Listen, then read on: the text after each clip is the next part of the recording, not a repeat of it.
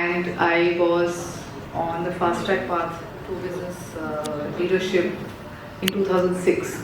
I was Vice President Business Development GE Money, and I was globetrotting. I won the largest award. Anybody who knows the GE system and the consumer finance system knows I'm a green belt certified Six Sigma, and I won their largest global award for getting them obviously a large business deal with India Post. In one moment, my entire universe came down because in November 2006 I was diagnosed with rheumatoid arthritis. It's an incurable condition in medical science, and both the diagnosis and the prognosis could have crushed me. So my doctor told me I'll be bedridden and deformed if I did not follow the instructions that were given to me, and I followed the instructions diligently. I was pumped with chemotherapy drugs, steroids and immunosuppressants, but I still got deformed. I still had my joints which were damaged. I was living healthy. I have had and have a beautiful life partner and a wonderful child who is now grown up and who has seen all this. So at that time, I had two options given to me. Either I could succumb to the prognosis of my doctor, who also said that by the time you will be in your early 60s, most people do not survive because of the side effects of the medications, because they get multiple organ failure. So why was I having the medications?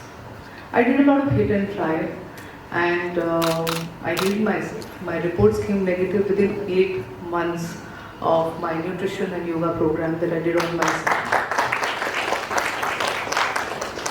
But everybody's clinical history is not mine. So I studied. When my daughter had her class 7 exam, I was also sitting and studying for my nutritional therapy and my WHO certification. And she just looked at me and she said, now you know how it is, how hard it is to take exams. I was like, yeah, I grew up without taking exams, so let's do this together.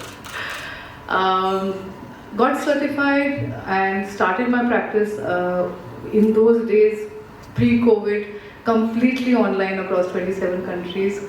Found so many people like me out there. There are literally millions of people out there, and now that I have treated thousands of autoimmune patients and cancer patients, and there is clinical proof of reports before, reports after, scans before, scans after. I've written 4 books and I'm writing my 5th as we speak. The only thing that is the absolute truth, which comes before the wonderful 5 E's that Paul talked about, is that how are you going to get to the 5 E's? What are the vehicles that you're going to use?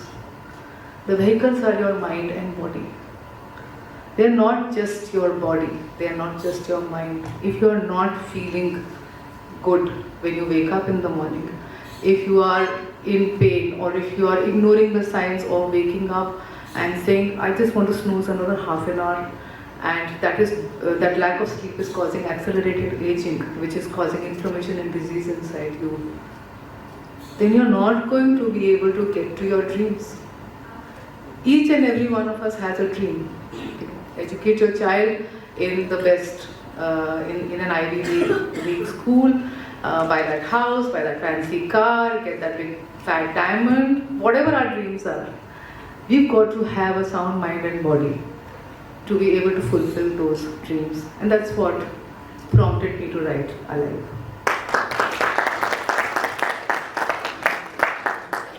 The book is not about what your doctor will tell you. It's not about what wellness gurus will tell you. I interviewed over 100 people across the world from the ages of 22 to 90. And I culled it down to about 50 people that I covered in the book. What were these people doing right to overcome a severe health issue like I did, or to stay healthy in comparison to any of their peers?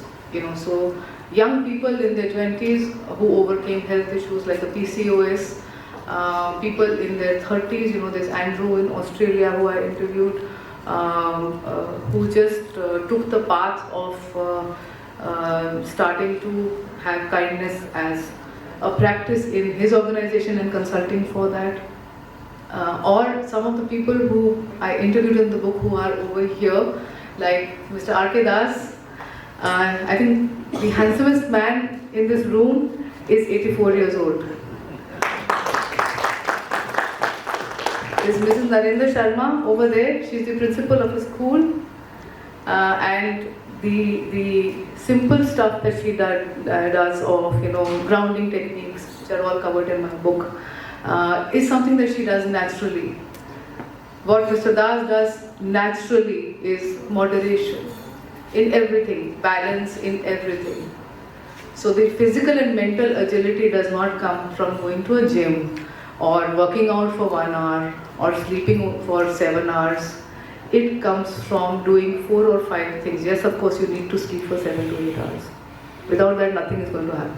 Without that, it's going to be like a bank balance that's going to go into negative, and your body will get into accelerated aging, and the pre-diabetic state, hypertension, heart risk issues, kidney issues will start coming up. It starts from there, but it doesn't end there. It ends here. There's a saying that everyone over here must have read. You can fix your nutrition, you can do yoga and meditation every day, but if you don't fix the shit between your ears, sorry for the language, it's not going to work.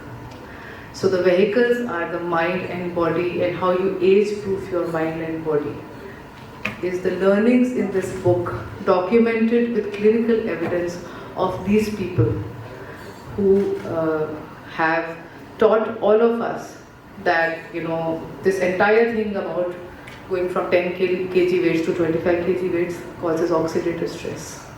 There is Gulshan ji, who is in this book, whose daughter is over here, Shefali. Shefali, where are you? Raise your hand. Yeah, she's right here. He's at the age of 22 was a partner, and his other 3 partners were in their 50s. And at that age, he met a sage who told him that your body is a gift from God. Today, he is 82. He is 82 and he's still fit. So he has, in a very structured manner, with a calm mind, achieved all his dreams. Whatever the 5 E's are, how do you achieve them? You achieve them by nurturing yourself physically, mentally, emotionally. Thank you.